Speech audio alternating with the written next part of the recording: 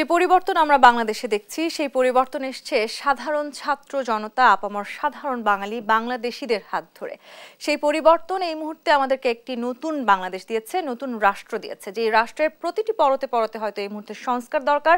বিশেষ করে যারা অন্তর্বর্তীকালীন সরকারে রয়েছেন তারা সেই সংস্কার আনবার চেষ্টা করে যাচ্ছেন, কিন্তু সেই সংস্কার, সেই রাষ্ট্র সংস্কার দীর্ঘদিনের স্বৈর শাসক থেকে বেরিয়ে এসে আমাদের জন্য কতখানি চ্যালেঞ্জ হতে যাচ্ছে, কি পরিবর্তন আমাদের করার প্রয়োজন, পুরো সিস্টেমকে আমরা দেখছি ঢেলে সাজানোর প্রয়োজন এসছে, কিভাবে আমরা সেই চ্যালেঞ্জ মোকাবেলা করব, সেই সব কিছু নিয়ে আজকে আলোচনা করতে চাই।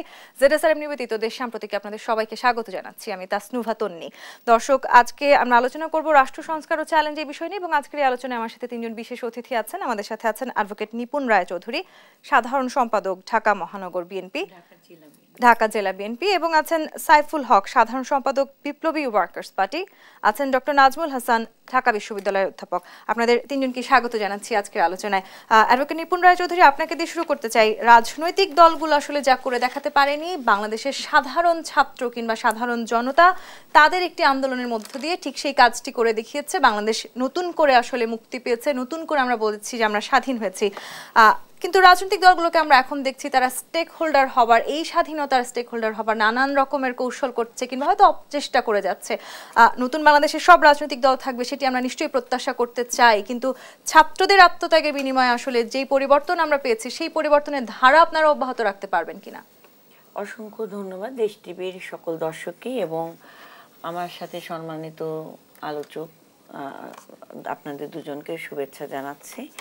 প্রথমত আমি এই প্রথম স্বাধীন বাংলাদেশে স্বৈরাচার মুক্ত বাংলাদেশে প্রথম টকশোতে অংশগ্রহণ করছি দেশ টিভিতে, তার জন্য সবাইকে শুভেচ্ছা জানাচ্ছি। আপনারা সকলে জানেন যে স্বৈরাচার কখনো দীর্ঘস্থায়ী থাকতে পারে না, এটা কিন্তু আমরা বারবার করে বলে আসছি। হ্যাঁ, তো মহান স্বাধীনতা যুদ্ধ বলেন, ভাষা আন্দোলন বলেন, তারপরে স্বৈরাচার এরশাদের বিদায়, এগুলোর প্রত্যেকটা ক্ষেত্রে কিন্তু ছাত্রদের বিপুল পরিমাণের অংশগ্রহণ, তাদের সমর্থন কিংবা তাদের ত্যাগের বিনিময়ে কিন্তু আমরা এক একটা ক্রাইসিস মোমেন্টগুলো পার করেছি। হ্যাঁ, তো সেই জায়গা থেকে আজকের এই স্বৈরাচার শেখ হাসিনার পতনের জন্য বৈষম্য বিরোধী ছাত্র আন্দোলনে যে সকল নেতৃবৃন্দরা আত্মত্যাগ করেছেন এবং শহীদে মৃত্যুবরণ করেছেন তাদের সকলের প্রতি আমাদের শ্রদ্ধা এবং তাদের আত্মার মাগফিরাত আমরা কামনা করি। এবং আমরা মনে প্রাণে বিশ্বাস করি যে আমরা সবসময় এই পুরো ক্রেডিটটা আমরা ছাত্র জনতার উপর আমরা দিয়ে আসছি এবং আমাদের দল থেকেও বারবার করে দিয়ে আসছি। এবং রাজনৈতিক দলের একটি রাজনৈতিক দল আমরা কখনো চাইনি যে ছাত্র জনতার তার অধিকার প্রতিষ্ঠার লড়াইয়ে কিংবা সংগ্রামে তাদেরকে কোনো পলিটিক্যালি আমরা তাদেরকে কোনো ভাবে সম্পৃক্ত করে আমরা আমাদের রাজনৈতিক দায়িত্ব এবং দায়িত্ববোধ থেকে, নাগরিকের দায়িত্ববোধ থেকে আমরা কিন্তু এই প্রতিটি ছাত্রদের পাশে আমরা কিন্তু দাঁড়িয়েছি। হ্যাঁ, অভিভাবক হয়ে দাঁড়িয়েছে। আমার মেয়ে, সেও ক্লাস 10-এ পড়ে, সেও কিন্তু এই আন্দোলনে শরিক হয়েছে। আমি কিন্তু তাকে ছেড়ে দিয়েছি। এই যে আমি ওকে ছেড়ে দিয়েছি মা হিসেবে, হ্যাঁ, কিংবা আমি যে রাজনৈতিক কর্মী একজন, সেখানেও কিন্তু আমাদের কোনো না কোনো অবদান আছে। এখন প্রত্যেকটা আন্দোলনে আপনি দেখবেন একজন থাকে মহানায়ক, তার পিছনে যারা থাকে তারা কিন্তু কেউ কিন্তু এই অংশগ্রহণের বাইরে না। এবং ফ্যাসিবাদ মুক্ত করার জন্য সারা বাংলাদেশের জনগণ তাদের ছাত্রদের পাশাপাশি তারা নেমে এসেছে। এটা অভাবনীয় একটি সাফল্য এবং এই সাফল্য অবশ্যই আমাদের সকলকে ধরে রাখতে হবে এবং ছাত্র জনতার যে আশা আকাঙ্ক্ষা, সেই আশা আকাঙ্ক্ষার যাতে প্রতিফলন হয় ইন ফিউচারে, সেজন্য আমরা সেক্ষেত্রে হয়তো যারা রাজনৈতিক দলগুলো আছেন তাদের অনেকটাই সচেতন থাকারও প্রয়োজন আছে। সাইফুল হক, আপনার কাছে আসতে চাই। দীর্ঘদিন ধরে আপনারাও আসলে এই ফ্যাসিবাদের বিরুদ্ধে কথা বলেছেন, ছাত্ররা আসলে সেটি করে দেখিয়েছেন সেই কাজগুলো, সেখানে তাদেরকে আমাদের অভিবাদন দিতেই হয়, কিন্তু তারা আসলে যে পরিবর্তন এনেছেন সেই পরিবর্তন নিঃসন্দেহে সমস্ত রাজনৈতিক দলকে চোখে আঙুল দিয়ে দেখিয়েছেন। কেউ যদি আবারও সেই ইতিহাস ফিরিয়ে আনতে চান, তাদেরকে 2024 মনে রাখতে হবে। সেটি আসলে মনে থাকবে কিনা, বাংলাদেশের সাধারণ মানুষ যে আর এভাবে স্বৈরতন্ত্র দেখতে চায় না, সেটি আপনারা বুঝতে পেরেছেন কিনা? জি, আপনাকে ধন্যবাদ। আর সম্মানিত দুজন আলোচক আর আপনার দর্শক শ্রোতা, আমি তাদেরকে বিশেষ করে আমাদের যে ছাত্র জনতা যারা গণজাগরণ এবং গণ অভ্যুত্থান যারা সংগঠিত করেছেন, তাদেরকে আমি আপনার মাধ্যমে অনুষ্ঠানে তাদেরকে আরেকবার আমি অভিবাদন জানাই, গভীর শোক জানাই যে শত শত, আমরা জানি না এটা হাজার হাজার হয়তো মানে আশঙ্কা করা হচ্ছে, যারা মারা গেছেন, প্রাণ হারিয়েছেন, আমি তাদের জন্য গভীর শোক এবং পরিবারগুলোর জন্য গভীর সহানুভূতি আমি জ্ঞাপন করি। এখানে আমাদেরও নারায়ণগঞ্জের একজন বদিউজ্জামান আমাদের পার্টির সদস্য, তিনি গুলিবিদ্ধ হয়ে তিনি নিহত হয়েছেন। এরকম অসংখ্য আবু সাইদ থেকে শুরু করে শত শত তরুণ, শ্রমিক, সাধারণ মানুষ এই আন্দোলনে তারা আত্মাহুতি দিয়েছেন। সুতরাং ছাত্ররা খুব পরিষ্কার এবং বলতে পারেন যে 5ই আগস্টের আগের আর পরের বাংলাদেশ এক বাংলাদেশ নয়। সুতরাং নতুন একটা স্বপ্ন, নতুন একটা রূপকল্প, মুক্তিযুদ্ধে আমাদের যে অঙ্গীকারটা ছিল সাম্য, মানবিক মর্যাদা, সামাজিক ন্যায় বিচার, বাস্তবে কম বেশি 52 বছর 53 বছর ধরে, বিশেষ করে গত 16 বছরে তার একবারে উল্টো দিকে পুরো বাংলাদেশটাকে নিয়ে যাওয়া হয়েছে। সে কারণের জন্য ছাত্ররা খুব পরিষ্কার করে তারা নিজেরাও বলেছে যে আমরা হয়তো আওয়ামী ফ্যাসিবাদী দুঃশাসনকে বিদায় দিচ্ছি, কিন্তু ফ্যাসিবাদী গোটা ব্যবস্থাটা, কর্তৃত্ববাদী গোটা ব্যবস্থা, একটা স্বেচ্ছাচারী জবরদস্তিমূলক যা খুশি করা যায় সেই ব্যবস্থাটা কিন্তু অক্ষুণ্ণ আছে। পুরো সিস্টেমে এক ধরনের গলদ হয়ে গেছে। যেটা নিয়ে আমরা বিপ্লবী ওয়ার্কার্স পার্টি, গণতন্ত্র মঞ্চ বা বিএনপি বা বিরোধী দলগুলো আমরা যে 31 দফা যে এটা পরিবর্তনের আমরা যে রূপরেখা দিয়েছি, সেটা কিন্তু পুরনো ধারায় যাবার জন্য না। তার মানে বিষয়টা কি? বিষয়টা হলো আপনি তাহলে গোটা সংবিধান, যে সংবিধানের 70 অনুচ্ছেদ সহ, যেটা সাংবিধানিকভাবে স্বৈরতন্ত্রের উৎস, একজন ব্যক্তিকে কিভাবে স্বেচ্ছাচারী করে, কিভাবে যা খুশি করবার সুযোগ করে দেয়, এরকম অনেকগুলো পরিবর্তন আনতে হবে রাষ্ট্র প্রশাসনে, গোটা রাষ্ট্র ব্যবস্থার মধ্যে। নির্বাহী বিভাগের সাথে সত্যি সত্যি আমার বিচার বিভাগ এবং আইন প্রণয়নী বিভাগ, আমার বিচার বিভাগ তো বাস্তবে গত 16 বছরে বিরোধী দলকে দমন করবার জন্য একটা হাতিয়ার হিসেবে কাজ করেছে, সেটা আপনি জানেন। ফলে আমাদের অনেকগুলো পরিবর্তনের, সংস্কারের যে প্রশ্নটা, তাহলে রাষ্ট্রতে, সরকারে, আমার সংবিধানে থেকে শুরু করে, এবং আরেকটা কথা বলি, ধরুন প্রধানমন্ত্রী, রাষ্ট্রপতি, কোনো মন্ত্রী বা কোনো এমপি যিনি পাবলিক অফিস হোল্ড করেন, তাকে প্রশ্ন করবার অধিকার যে কোনো নাগরিকের আছে। তিনি যদি আমার ভোটে যদি নির্বাচিত হন, তিনি যদি আমার প্রতিনিধি হন, তাকে জবাবদিহি চাওয়া, প্রশ্ন চাওয়া, সে অধিকারটা আছে। বাংলাদেশে প্রশ্ন চাওয়া দূরের কথা, আপনি কিভাবে তাকাচ্ছেন সামাজিক গণমাধ্যমে যদি আপনি এটা শব্দ উচ্চারণ করেন, তাহলে অসংখ্য মানুষকে জেলখানা যেতে হয়েছে ডিজিটাল নিরাপত্তা আইনে তাদেরকে ভুগতে। গণমাধ্যমগুলো আসলে সেখানে যথেষ্ট, এবং সেক্ষেত্রে গণমাধ্যমগুলো আপনারা আরো এক কাঠি উপরে, নানা কারণের জন্য আপনারা এক কাঠি উপরে সেখানে আপনারা করেছেন। বলে গোটা ব্যবস্থার একটা যে পরিবর্তন, একটা গণতান্ত্রিক রূপান্তর, সংস্কারটা ছাড়া বাংলাদেশ কিন্তু এগোতে পারবে না। কিন্তু সেখানে সাইফুল হক সবাইকে আসলে ঐক্যবদ্ধ হয়ে কাজ করতে হবে। সেই সংস্কারের জায়গাটিতে আমি আসবো আপনার কাছে। আমি ডক্টর নাজমুল হাসান আপনার কাছে আসতে চাই। এই গোটা আন্দোলন জুড়ে আসলে আমরা অনেক ধরনের ধ্বংস দেখেছি, অনেক সংঘাত সহিংসতা দেখেছি, প্রাণহানি তো নিশ্চয়ই দেখেছি।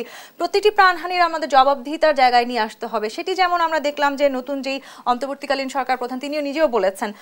মেট্রো রেল নিয়ে একটু বলতে চাই। বেশ কিছু এই ধরনের আমাদের যে উন্নয়নমূলক জিনিসগুলো ছিল সেগুলোকে আমরা ধ্বংস করতে দেখেছি।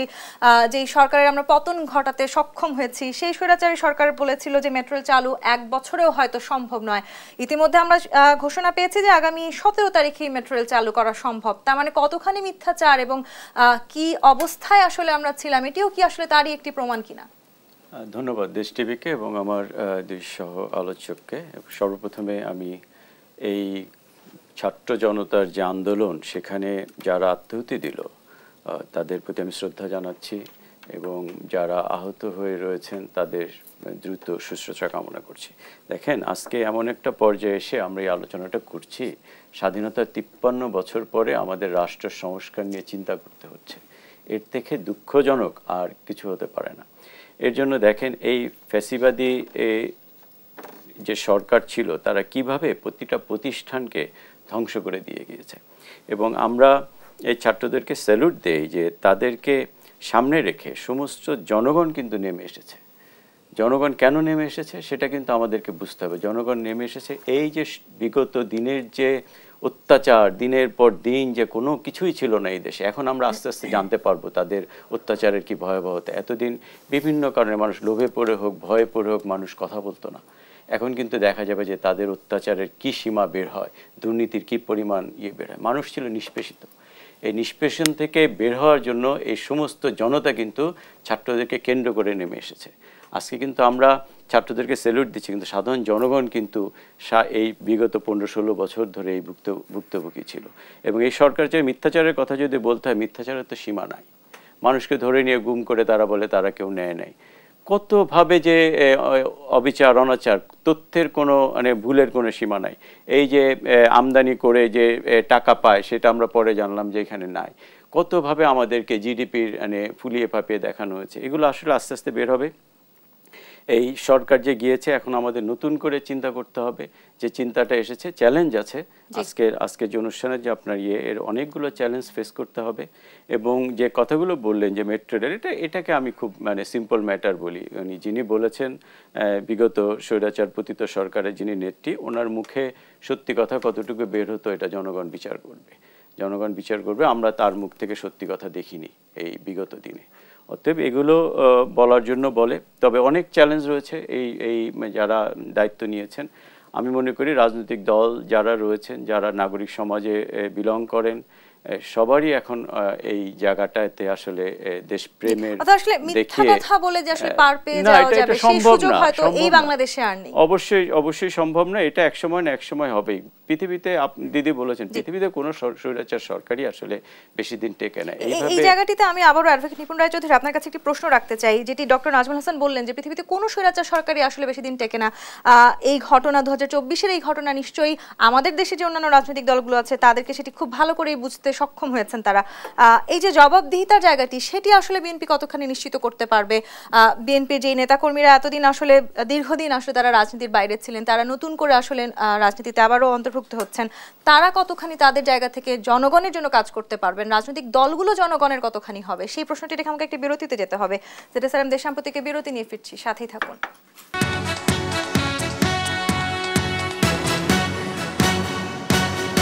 দেশ সাম্প্রতিক দেখছেন। অ্যাডভোকেট নিপুণ রায় চৌধুরীর প্রশ্ন রেখে বিরতিতে গিয়েছিলাম, অতীতের ভুল থেকে বেরিয়ে এসে জবাবদিহিতা নিশ্চিত করবে কিনা এবারে বিএনপি মতো অন্যান্য রাজনৈতিক দলগুলো, সেই সাথে জনগণের দল হয়ে উঠতে পারবেন কিনা আপনারা?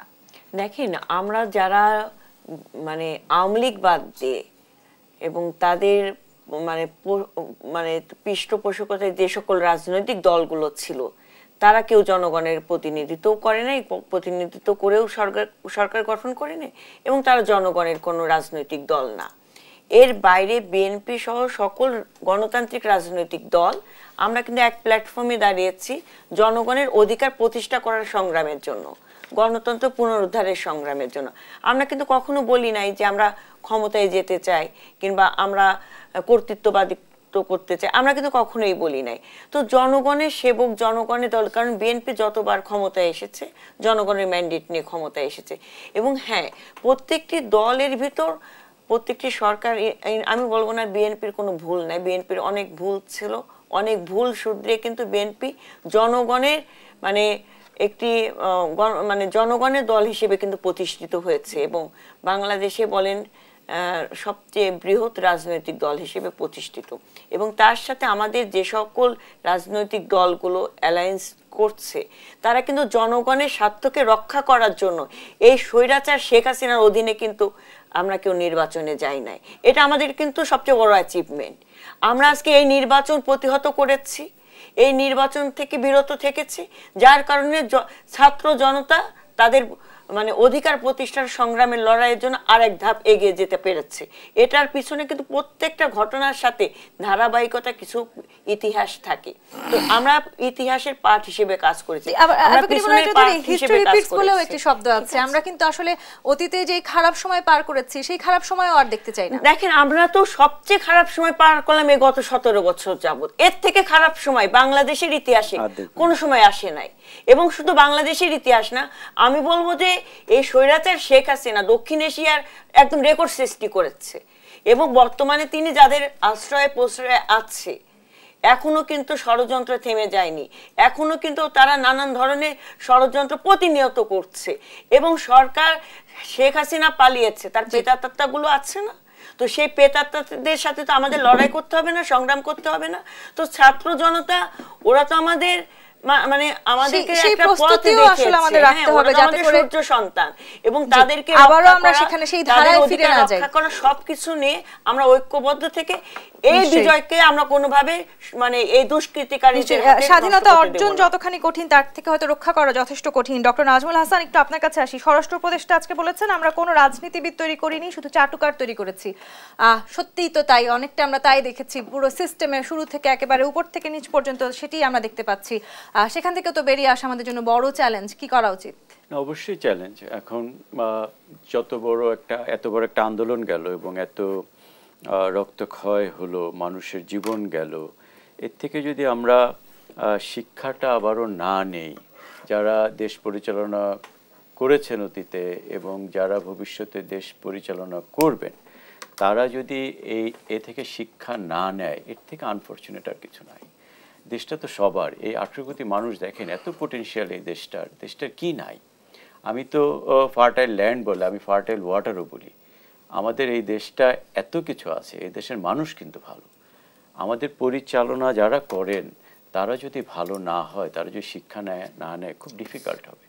এবং আমি মনে করি যে এত বড় একটা ঘটনাগুলো সবাই রিয়ালাইজ করবে এবং করে তাদের আচরণগত সংশোধন করবে এবং একটা সিস্টেম দাঁড় করাবো আমরা সবাই মিলে। আমরা শপথ করছি যে আমরা একটা সিস্টেম দাঁড় করাবো, এমন এই সিস্টেমে এসে আসলে কেউ যেন কোনো অন্যায়কে আবার চাপিয়ে দিতে না পারে, কোনো দুর্নীতিকে চাপিয়ে না দিতে পারে। যে সিস্টেমে হয়তো শুরু থেকে শেষ পর্যন্ত শুধু গলদে ভরা থাকবে, সেটাও আমরা চাই না। আরেকটা যেটা হলো আমরা আসলে সঠিক লোককে সঠিক জায়গায় অনেক সময় বসাতে পারি না, এটা দীর্ঘদিনের ব্যাপার। এবং যারা দেখা যাচ্ছে যে ক্ষমতাবান, তাদের আশেপাশে যারা ঘুরে, তারাই হয়তো সবকিছু, এটা খুব আনফরচুনেট। এবং ক্ষমতাসীনরাই জ্ঞানী হবে, এই বিগত দিন আমরা তাই দেখেছি। আমি যদি আমার বিশ্ববিদ্যালয়ে বলি, যারা এই সরকারি লেজুর ভিত্তি না করতো, তাদের চাটুকারিতা না করতো, তারা ইভেন রিসার্চ গ্রান্টও পেত না।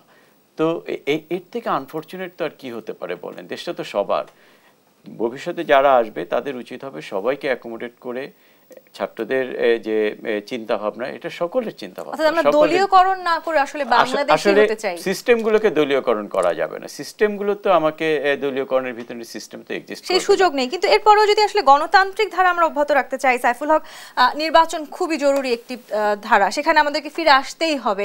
সেটি নিয়ে একটু জানতে চাই, সুষ্ঠু নির্বাচনের ঠিক কতখানি কাছাকাছি আমরা চলে এসেছি? রাষ্ট্র সংস্কারের জন্য আসলে একটি সুষ্ঠু নির্বাচন এখন আমাদের জন্য কতখানি জরুরি?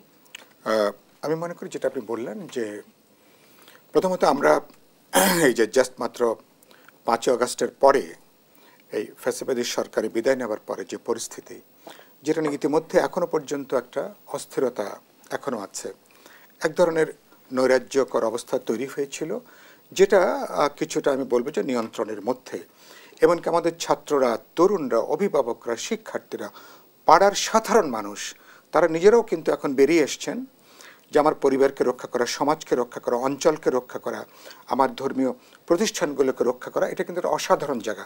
আমাদের ছাত্ররা, তারা যেভাবে ধরুন ট্রাফিকের দায়িত্ব পালন করছেন, থানাগুলোকে পরিষ্কার, তারা পরিচ্ছন্নতা করছেন, কেমন, এবং তারা যেভাবে ভরসা দিচ্ছেন যে আমরা আছি, এগুলো কিন্তু নতুন একটা ইতিহাস, নতুন একটা ধারা। যে আমরা যে তরুণদের ব্যাপারে আমাদের অনেকেই হতাশ হয়ে গিয়েছিলেন, সত্যি সত্যি তারুণ্য কিভাবে একটা সময় যুগকে প্রতিনিধিত্ব করতে পারে, কিভাবে একটা সময়ের তারা কণ্ঠস্বর হয়ে উঠতে পারে, এটা আমরা দেখেছি। এই চ্যালেঞ্জটা একটা গুরুত্বপূর্ণ। দ্বিতীয় গুরুত্বপূর্ণ কাজ আমি মনে করি, তারা যে পরিবর্তনের রূপরেখাটা দিয়েছে, বিরোধী দলগুলো থেকে আমরা বিপ্লবী ওয়ার্কার্স পার্টি, বিএনপি বা আমাদের সবাই মিলে আমরা একটা 31 দফা দিয়েছি। অর্থাৎ আগের ধারায় ফেরা যাবে না, এটা জবাবদিহিতামূলক, এটাকে স্বচ্ছতা থাকবে, যে কাউকে প্রশ্ন করা যাবে এবং কোনো কিছুই ইচ্ছা করলে দায় মুক্তি দেওয়া যাবে না। তাহলে এরকম একটা জবাবদিহিমূলক তো সে ব্যাপারে অন্তর্বর্তীকালীন সরকার পুরো জেনারেশন ভোটাধিকার প্রয়োগ করতে পারেনি, সেটা কি আপনারা ভেবেছেন? আসছে আমি বললাম তাহলে অন্তর্ভুক্তিমূলক সংস্কারটা কিভাবে হতে পারে। অন্তর্বর্তীকালীন সরকার সবচেয়ে গুরুত্বপূর্ণ কাজ করতে পারেন একটা এই ব্যাপারে একটা বোঝাপড়া গড়ে তোলা, রাজনৈতিক দল, ছাত্র তরুণ, শিক্ষক, অভিভাবক, সমাজের সকল অংশের ভিতরে, যে পরবর্তীকালে যারাই নির্বাচন করবেন, যারা মানুষের ম্যান্ডেট চাইবেন, তারা এই বিষয়গুলোকে অগ্রাধিকারের ভিত্তিতে করবেন। এবং সেখানে আপনি যেটা বললেন 16 বছর যে মানুষ ভোট বলে জানেই না, শেষ পর্যন্ত আপনি একটা অনির্বাচিত সরকারে নিশ্চয়ই দীর্ঘদিন নিশ্চয়ই থাকবার সুযোগ নেই। রাষ্ট্র একটা রাজনৈতিক প্রতিষ্ঠান, ইটস এ পলিটিক্যাল প্রসেস। তাহলে রাজনৈতিক দলগুলোকে finally they are to lead. তাহলে সেই জায়গাটা রাজনৈতিক দলগুলোর অনেকগুলো জিনিস পরিবর্তনের প্রশ্ন আছে, তাদের রিয়েলাইজ করার প্রশ্ন আছে। সেজন্য আমি মনে করি এরকম একটা গণতান্ত্রিক পরিবেশ, কারণ 16 বছরের আবর্জনাকে কিছুটা পরিষ্কার করে রাজনৈতিক দলগুলোরও আসলে এক ধরনের সংস্কারের দরকার এবং সংস্কারের দরকার, এবং শেষ পর্যন্ত একটা অবাধ বিশ্বাসযোগ্য নির্বাচনটা লাগবে। আমরা হাওয়া ভবন যেমন চাই না, আমরা আয়না ভবনও হয়তো আর দেখতে চাই না, কিন্তু শুধু দলের কথা কিংবা ক্ষমতায় কোন রাজনৈতিক দল আসবে সেটি ভাবলেও যে এখন আর হবে না। সাধারণ মানুষের পালস বুঝতে হবে, সেটিও এই মুহূর্তে বর্তমান রাজনৈতিক প্রেক্ষাপটের জন্য খুবই গুরুত্বপূর্ণ। সেই প্রশ্নটার জায়গায় আমরা আসতে চাই। তবে আরো একটি বিরতির সময় হচ্ছে, দেশসাম্প্রতিক আরো একটি বিরতি নিয়ে ফিরছি, সাথেই থাকুন।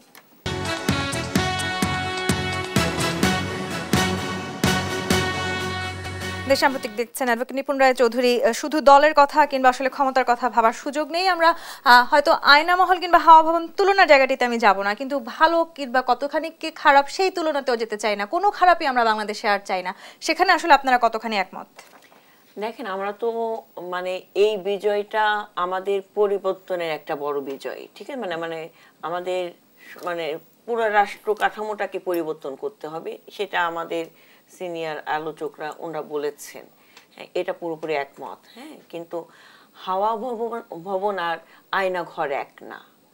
আয়না ঘর, হাওয়া ভবন ছিল মানে তৃণমূল মানুষের রাজনীতি এবং জনগণের কে ঐক্যবদ্ধ করার একটা গবেষণা সেল, ঠিক আছে, গবেষণা কেন্দ্র। এবং সেখানে সারা বাংলাদেশে কিভাবে জনগণের কল্যাণ করা যায়, যে কিভাবে জনগণের আর্থিক সহযোগিতা বলেন, আর্থিক উন্নয়ন করা যায়, সেই সব নিয়ে হতো, মানে গবেষণা করা হতো। তো সেটা ছিল একটা পলিটিক্যাল অফিস, সেটা কিন্তু কোনো টর্চার সেল ছিল না। আর আয়না ঘর করা হয়েছিল ভিন্ন মত, ভিন্ন রাজনৈতিক দল এবং যাদেরকে স্বৈরাচার পছন্দ করবে না তাদেরকে বছরের পর বছর গুম করে রাখার জন্য একটা সেল গঠন করা হয়েছে।